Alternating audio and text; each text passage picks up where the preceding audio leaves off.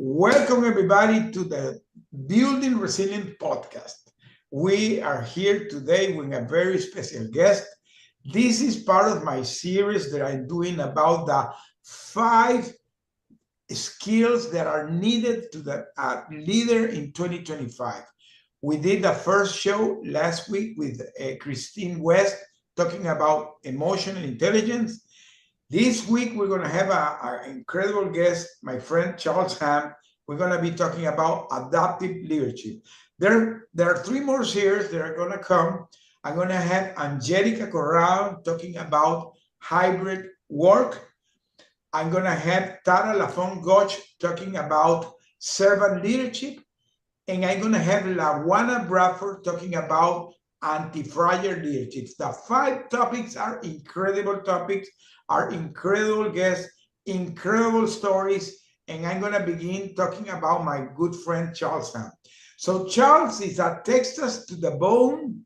He's a veteran Marine sergeant, retired. He's an entrepreneur.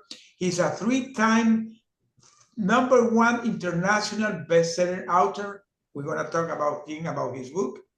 And with over more than 75 years, in fact, I think this is not updated, it's around 79, changing identities, including that of adopting husband and grandfather.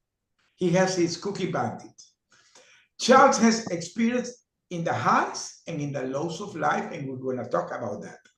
He lives here in the Texan countryside, and Charles took the social media to channel his daily thoughts on society. We're going to also talk about that. Inclusivity and mindful living. Quick accruing and engaging. He has today 27,000 followers, Charles.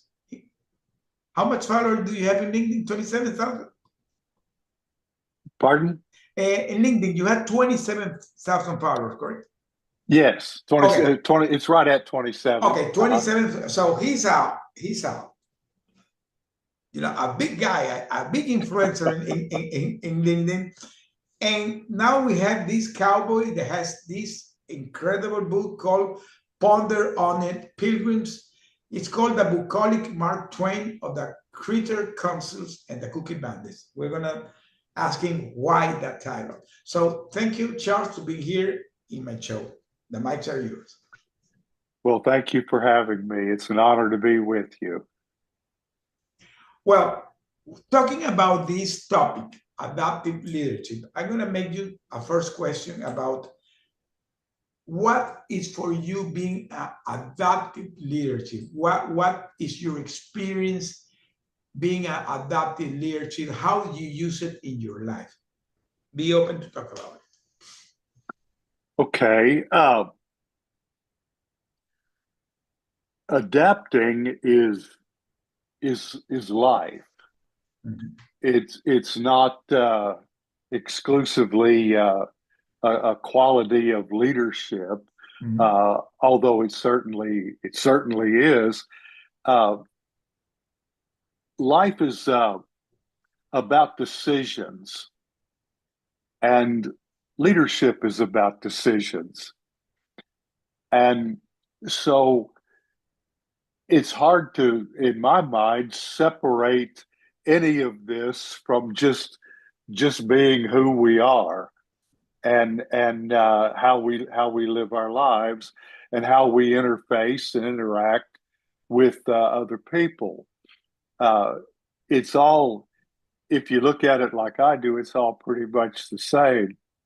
Now, in business, you're interacting with people on a level where you might have some authority over them, but yet the principles remain the same. And I know in the Marine Corps, we had a saying, you adapt, improvise, and overcome, which means that things are constantly changing. And that's true in life, and it's true in business. Another Marine Corps saying, no plan survives the first shot. I mean, you got it all figured out, and then somebody starts shooting at you, and the plan goes out the There's, window, and decisions are made on the fly that'll either be good ones or bad ones that can make all the difference in the world. So we can't become enslaved to the process. We have to understand that we're absolutely going to have to make changes along the way and adapt and make good decisions that are warranted by the circumstances of the time. well, I'm going to say something here that you mentioned that the most common thing in life is the changes.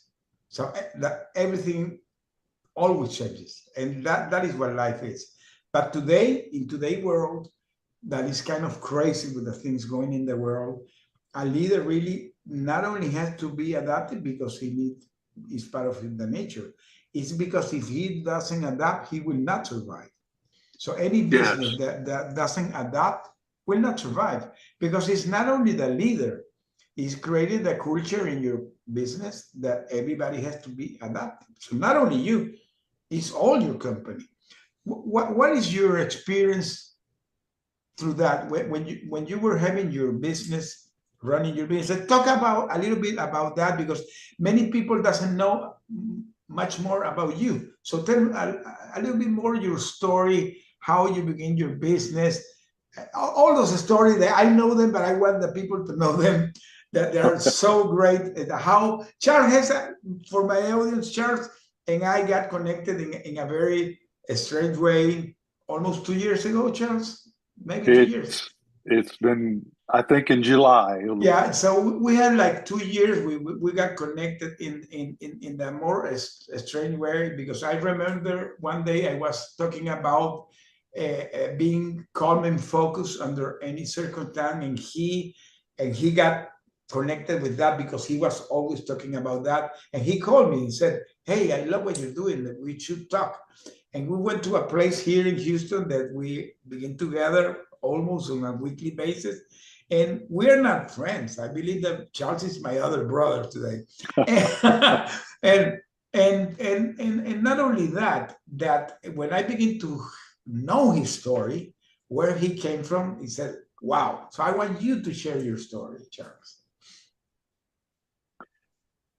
Well, I founded and operated a business that located things buried in the ground.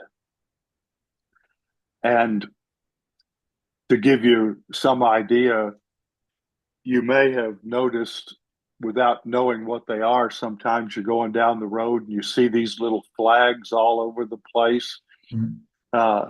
I'm amazed at how many people don't have a clue what those are, coming from my background anyway. Those are the marking of buried utilities along the road. And wherever you find buried utilities, it can be in your own backyard. And a lot of people don't even stop to think about that there's an electric line running to your house, and a phone line, and a cable TV line, water lines. There's all kinds of stuff in the ground that runs into your house. And we did a lot of work for, contractors and different things, but the main thing was oil field work.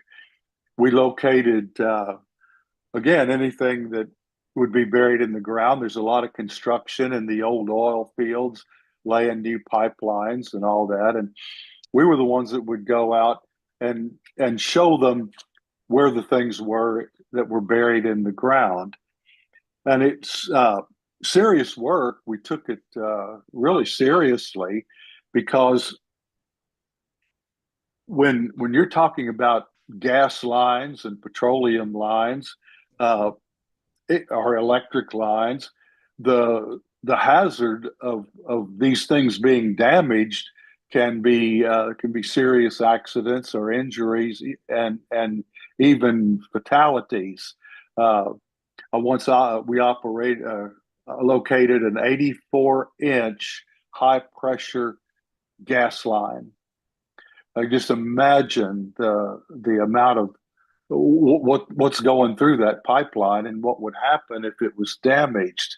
And the men on backhoes that are having to work around these things are are in danger. So we took very seriously what we were doing, and I tried to create a culture uh, within the ranks of my people that I absolutely wanted to know. I wanted them to feel totally free to speak up as we discussed. Okay, here's what we need to do. Here's what we think is there. Decisions need to be made. And ultimately, of course, I'm the one that has to make the decision. But I insisted that everyone who were skilled locators themselves, who had a lot of experience, I wanted to know what they thought. And so when it came down to strategizing for how we might want to go about uh, providing the service to the client on this particular day or time, we would talk about and share ideas, and I would take very seriously what other people suggested. And yet, in the final analysis, as I said, I had to make the decision, and sometimes I made good ones, and so sometimes the guys were right. And whenever that happened, I'd always acknowledge it. I'd tell them, well, you know, you outfoxed the old man here. You all were right, and I never had any problem doing that. So we worked as a team, and uh, I treated them like I treated them with respect and dignity that was due. Uh, Men who understood the job we were doing. I was the most senior and probably the most knowledgeable, but I had good people, and I wanted them to feel engaged in what we were doing. And again, it was about decisions and how to go about it. Uh, and that was sort of the culture that I tried to develop in the field with the people that worked for me. Well, you said something that is key: culture. So when you talk about doing something like, for example, being adaptive leader that is adapting to the situation, depending on how the things are going, is creating the culture. Is creating the Yes, culture. And by going a little bit more deeper, Charles, because the audience doesn't know why you begin, because the people can say, why this guy put this locating bird things there? Why you begin that business? Why you came that with that business? I I had an interest in it. It's hard to explain the moment. Uh, I knew somebody who did the work, and this was years ago, and he would talk about it, and it just sounded like it was important work what he was doing, and that it meant something. There were people depending on him for really their lives. They were trusting their lives to him getting it right. And I had an experience in the Marine Corps. Uh, I came to believe over the years that uh, the first thing that I ever located that was buried in the ground was a landmine. I, I was crawling on my belly at night, probing the ground ahead of me with a bayonet, and I was concerned that there were mines in the area. and I don't know what it was, but I suddenly hit something metallic, Wow. and I didn't dig it up. I decided maybe this might not be the best way to go, and but long story short, I realized when I was talking to the man that was a locator, and he was talking to me, I realized and thought about this, that locating things in the ground could be important. You need to know what's there. But I just got had an interest after talking with him, so I got a job. Kind of like I think Dale Carnegie recommended to young people. He said, if you want to know the key to success, he said, find out something that you'd love to do, and get a job doing it, learn everything you can about it, and then start your own company. Okay, that's great. So I got a job and just became a locator. I learned everything that I could from everybody around me that I could possibly know. And when I felt like I had the knowledge and experience, I quit them and started my own business. That- And so that's sort of the story. Uh, but there's you know I could kind of chase a rabbit here and get off the subject, but there's opportunity out there, and for people who are looking for it and who have the courage to uh, make the decision to go on their own. It is an important decision that you make, but and you have to be uh, and you have to be willing to have leadership skills to grow the business and bring good people on and be able to lead them toward the missions that you have.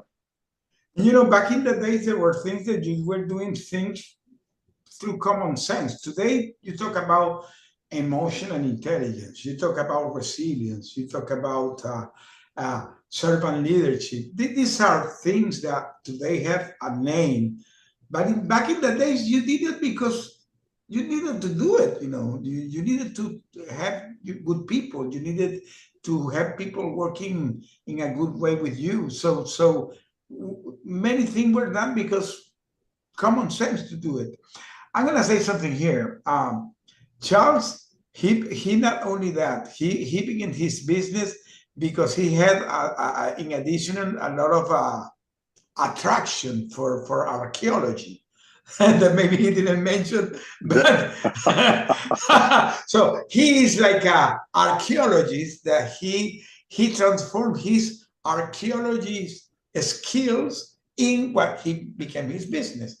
So this is something that a person that adapts to the situation can do, because that's what makes a person, when you adapt to what is going on. This morning we were talking about the case of Netflix. People don't know the story of Netflix, but Netflix began like the red box or the blockbuster business, but they understood they needed to adapt to the new thing that was coming, that was the streaming service, and it became what it is today. So there are some companies that survive, there are some companies that don't survive. The ones that Yes, survive are those that can adapt to the situation. absolutely, absolutely. And this is something that maybe in today's market that is so volatile, what will be your recommendation to somebody that is beginning a business or is running a business? What will be your recommendation? Well, uh, if you're thinking about starting a business, that was your question, wasn't Yeah, it? yeah, yeah, yeah. So you you need to understand the skills. As I was talking about earlier, to have the skill level to do the type of work that you want to do, and and to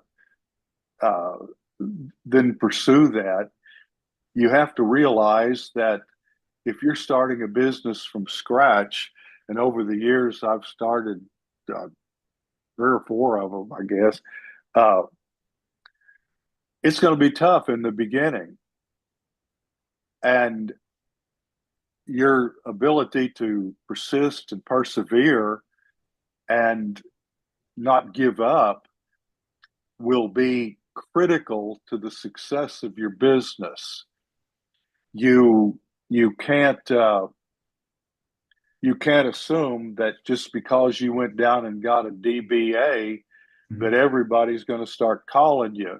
They don't even know you're in business, and so you have to figure out a way to get the word out what you're doing, and be patient, and willing to uh, persevere to the point where success will come.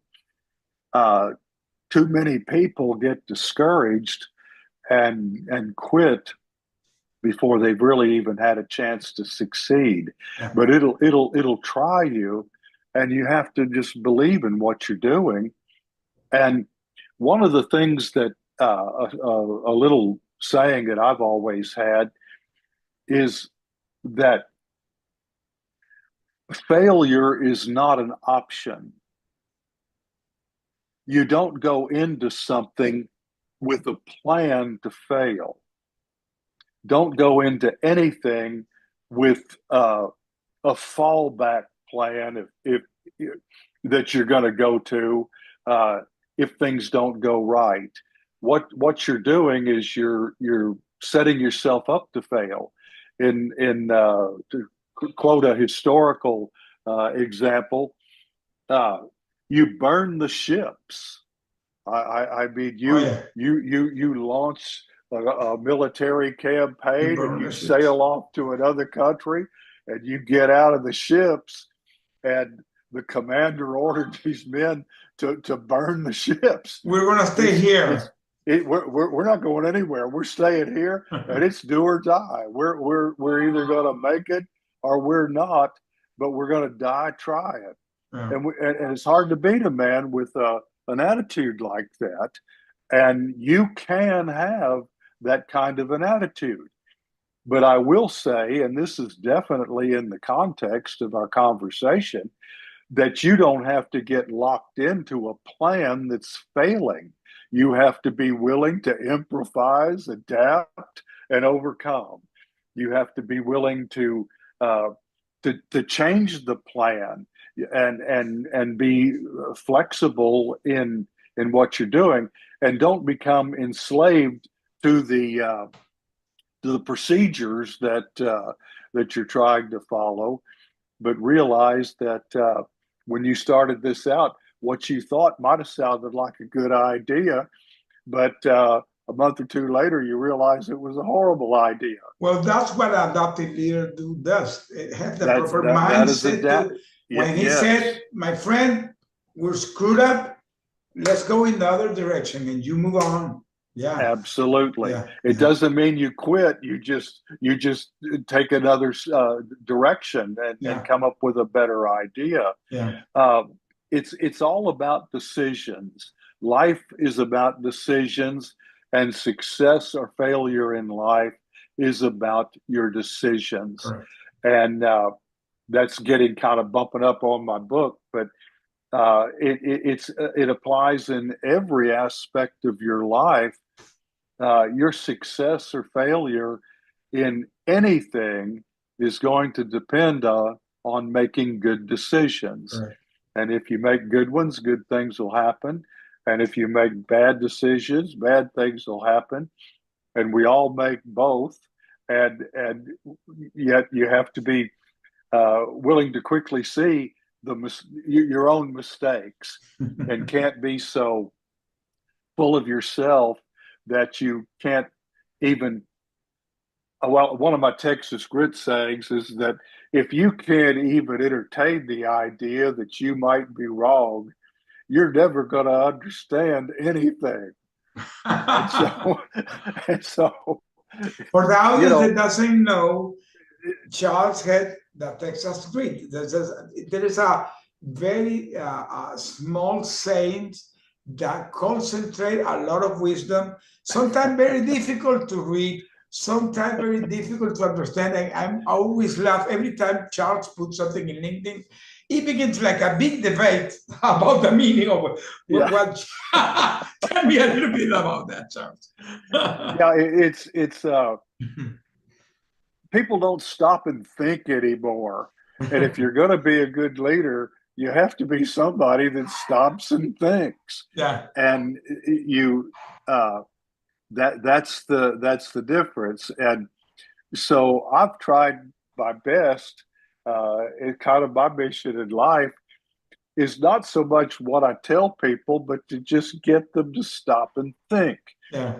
And so when I put Texas Grit saying up, I'll get messages. People will ask me, "What do you mean?" And Yes. one of my Texas Grit sayings is, "Never try to give a bobcat a belly rub if he doesn't want one."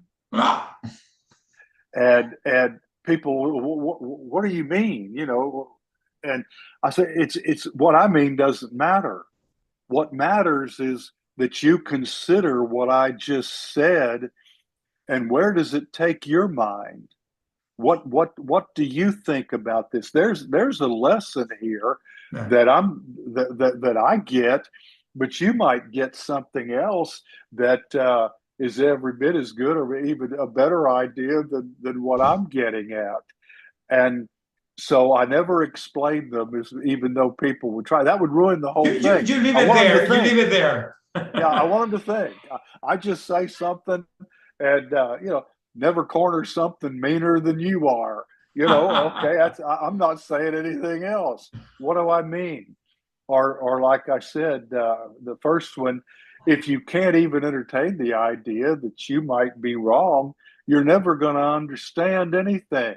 Where does that take your mind? And as a leader, uh, it should give you some points to ponder. Correct. And that's as a leader, you're going to be making decisions all day long, every day. And if you don't stop and think about it and just have a knee jerk reaction to things that you do and say and think and feel, uh, you're not going to be a good leader. Yeah. Yeah.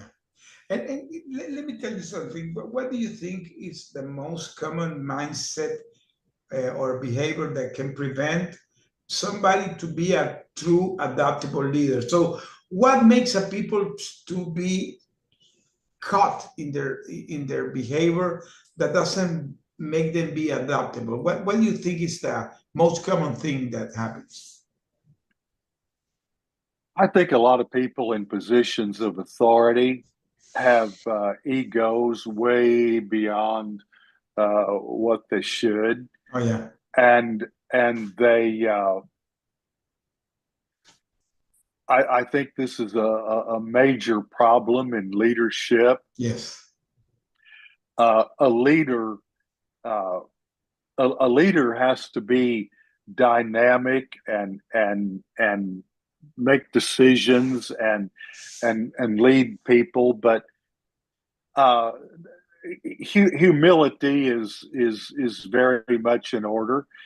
Uh, when I was in my work in the locating business, uh, somebody asked me one time to define leadership, and I said, "Well, you drive up to the uh, job site, get out of your truck, and get after it. And every now and then, look behind you, and if there's somebody behind you, you're their leader. And a leader is somebody people follow. Yeah. And there's no such thing as leading from behind. Not the way I look at leadership. The leader's out there with these people. Stay out of your office in as much as is possible. Get out there where the work's being done. that makes your business succeed or fail. Interface with your clients and your customers. They let them know, they know who you are, and they see you out there with your men, working with them, not just supervising them, but you're down in the trench with them. You see what's going on. You're right on top of everything.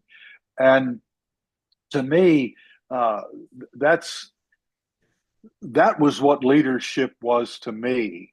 And a lot of my uh, early uh, learnings in leadership was in the Marine Corps.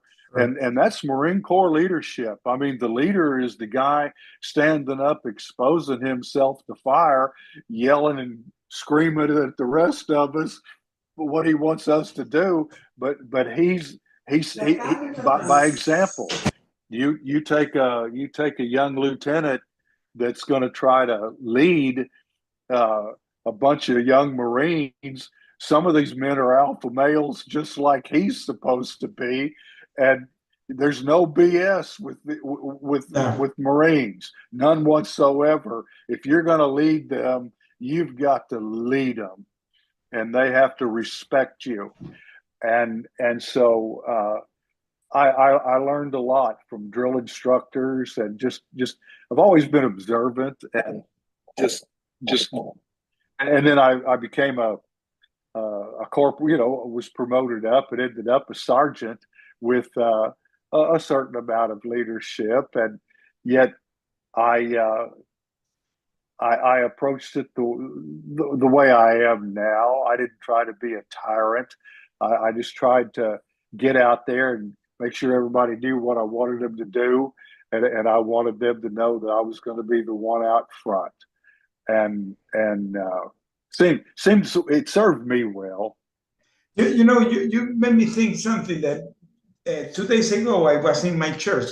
I'm taking um, kind of a training in my church for leadership in the church, for church service. And I'm taking very humbly, even if I have some expertise, I went to the scratch like any student. And I remember the professor, the teacher, he was talking about following the authority. And sometimes people fail to follow the authority. And he was saying, now the people are beginning to their new leadership career here. You have to follow authority. And for me, this is something that is part of my DNA, because I come from the oil and gas, you come from the military. But the oil and gas and the military has that very, very clear. Everybody has to follow the authority. There's no question asked. Yeah, If you yeah, have somebody top of you, that's your authority. yes, No question asked. No question yeah. asked. That's it. Yeah, It's a given. It's a given. So, yes. so, so this is something that unfortunately today many companies have lost that, and that Mm-hmm. doesn't mean that you're going to be an autocratic leader. It's that you are the authority, and the people have to follow the authority. Yes. And that's it. Leaders lead.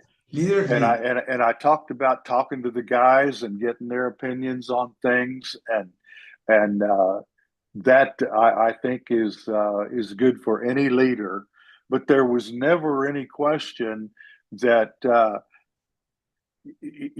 I can remember times saying, "All right, everybody, shut up. This conversation's over. This is what we're going to do." And I could get away with talking to them like that, just I was just kind of they got kind of tickled with me, and I'd tell them once in a while if I got upset with them that I'd go Marine Sergeant on them, and I said, "You don't want to see that," and they would, it was different, and I actually miss it. I retired and of all things became an author, and yet I miss being out in the field with my guys. I still do, but at my age, I reached a point where it was just it was getting harder to keep up, and I took toward the end. We walked into just the most god awful places. These pipelines run everywhere, and uneven ground and all sorts of things. And I took a couple of really hard falls. I mean, just wiped out, just felt like I'd been shot, and got up and just went on. And and I'm up getting in my mid 70s, and I got to thinking, one of these days you're going to fall out here and you're not going to bounce right back up. You're just it's you you may need to think about doing something else. And so I did retire, but I do miss it, and I love my guys, love my people. I still keep in touch with them and mention some of them in my book. Booby, if you've read my book, I wrote about one of our guys called Booby, and there's a story there. But with me, there's a story everywhere. But we're going to go there to the book in a couple of minutes. We're going to be there. Yeah. So let's finish here, and we're going to go to your book. So to finish the questions, how do you see a leader developing this agility to be adapted, but without losing clarity and consistency in their mission? Because sometimes the people think that if they have to make a sweep, they're going to lose the mission. So sometimes the leader can get scared because they have a procedure, they want to continue doing the same thing, but now they have to take the decision if they shift, if they change, or if they continue in the same direction. What do you think about that? The whole you said it. The whole thing is the mission. Mm-hmm. That is everything. It and by mission, I mean we're talking about your objective. Maybe in civilian life, that might be a better word, but mission's a great word. There's something that you're trying to accomplish, something that you want to accomplish, that you need to accomplish, and that you are going to accomplish, do or die, so to speak. Yeah. It's going to happen. Well, the first thing you do is here you get started and somebody takes a shot at you and everybody's jumping behind anything they can find and try to take cover. And all of a sudden, the mission is secondary to the distractions of that's all around you while you're out there. Well, you have to deal with the distractions. You have to deal with all of these things that come into play that confuse the efforts, and they're sure to be there all day long, every day. And there's a constant need to be adapting and shifting the focus and changing here and there, to improvise where you need to, where you hadn't even really thought about it. Now you got to do it a little bit differently, and you overcome and recognize that all of that is a part of the process, but never let the challenges draw you off in another direction where just solving the problems becomes what you do all day and all you're focused on.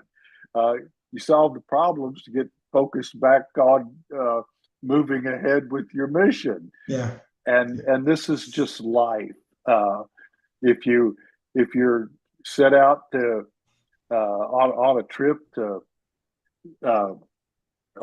say El Paso, and you're going to drive across Texas and you end up on the wrong interstate and you're heading off in the wrong direction and you realize you've been on the wrong road for an hour and a half, you get turned around and figure out how to get back on the road. Stuff happens. I mean, whoever that brief little silly statement is profound. Stuff happens all day long, every day, that can distract you from what you're trying to do, and you just have to adapt to it and overcome, and always stay focused on what it is that you're trying to That accomplish. is your The mission. idea, and whatever happens along the way, adapt that to getting back to laser focus on what it is, what your mission is. And that's what a true adaptive leader does. So, Charles, let's talk a little bit about you, how you came here, what you're doing today, what exactly the audience that doesn't know you, what you're doing, what are your next steps. Talk about you. Well, I've talked, as far as my business is concerned, what happened to me after I retired was I thought I was just going to sit on the cabin porch in a wheelchair, in a rocking chair, and watch the hummingbirds the rest of my life and feel like it was time well spent. But I got bored. I mean, I've always been, just real active, and I have to admit, the first month or two of retirement, it was kind of nice not to have something to do every day when I got up in the morning. But it got old. You can catch up on your fishing in a hurry. And another one of my Texas grid sayings is, if you're still alive, keep living. And so I was still alive. So I started, it's kind of getting into my story, but there was a pivotal moment in my life after I left my company. I was sitting on my cabin porch, literally, and just pondering on the social and political issues of our day and how upset everybody was. And it seemed to me, and what set my whole life on this journey was, it seemed like, regardless of what your political views were or what your social view on social issues were, that didn't seem to matter. It seemed like everybody was mad. Everybody's upset. And I'm sitting there rocking, and I thought, I'm not mad. What everybody is just in a tizzy about everything.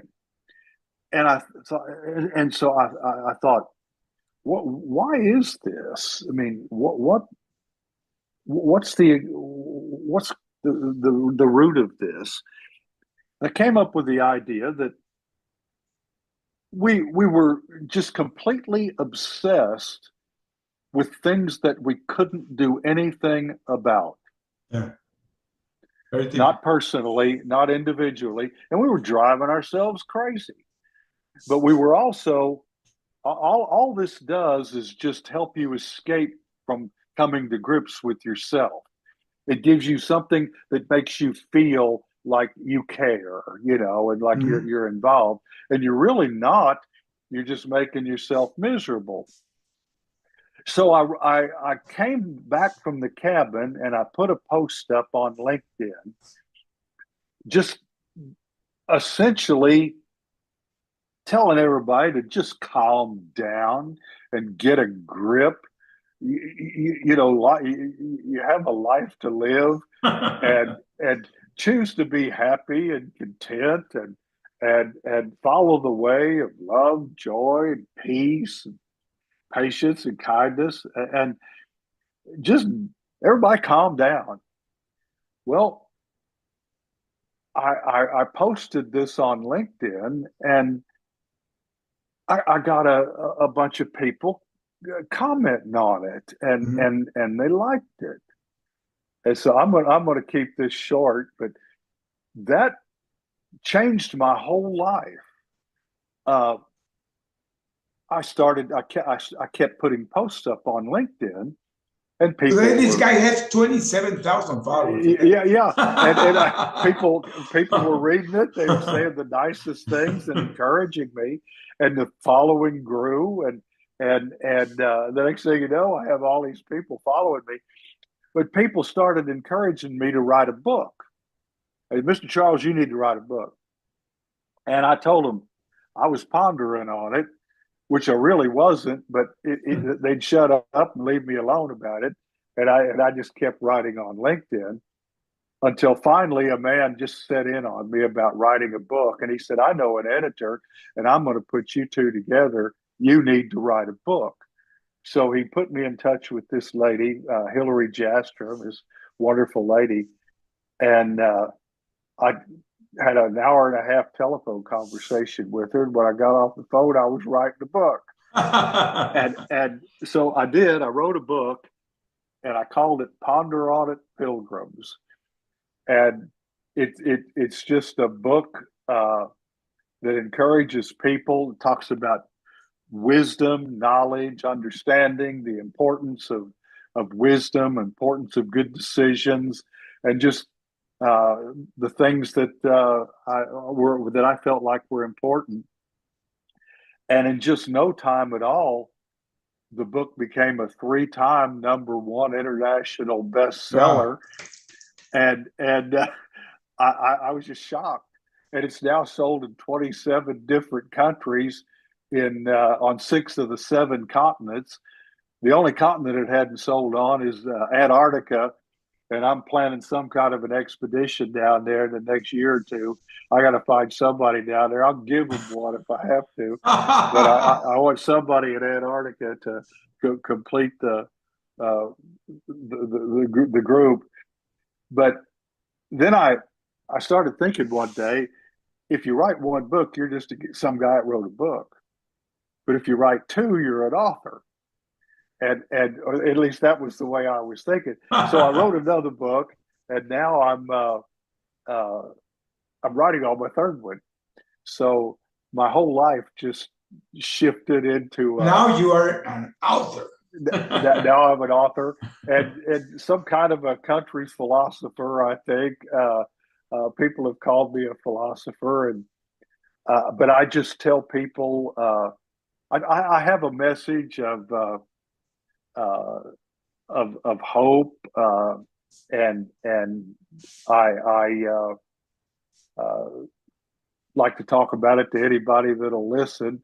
And I'm available for speaking engagements and podcasts and that sort of thing. Just got back from Hawaii and was had an interview over there by a man, and I got a chance to tell him what I think. You don't have to agree with me, but if you ask me what I think, I'll probably tell you, and then you can ponder on it for whatever you think it's So your worth. trip to Hawaii was a revelation. Yes, sir. Okay, great, great. So you wrote the first, the second. Now you're finishing the third. You're open to speaking engagement. I know that you are actively in that area. You want to talk with which type of audience are your preferred audience? What now?